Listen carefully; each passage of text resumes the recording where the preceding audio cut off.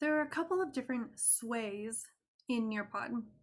These are really neat pre-compiled pieces of information about specific content. So this is about heat waves. I'm going to scroll through the teacher view, and if I just scroll down, you'll notice that there is a scroll bar on the side here. I can also use my mouse to scroll around.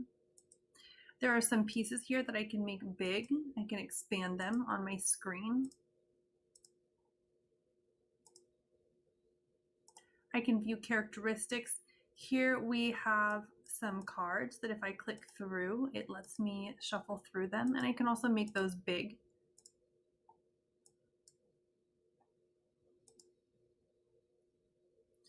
There's always a number of different features within the sway.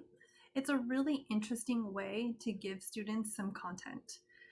You may have noticed as I was going through, it didn't affect the student's screen. The only setting is whether the animations are turned on and off.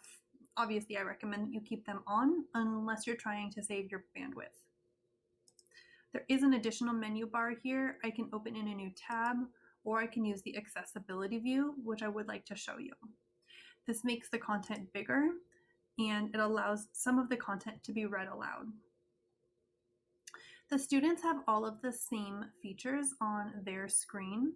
They can do all of the same things where they can shuffle through, they can scroll around. I think it would be really interesting to use something like this as an introduction to a unit, or ways for students to find math questions within the content. Again, this is an example where your screen does not manipulate the student's screen. There is this really neat timeline that shows you the different elements within the sway. It's an outline of sorts.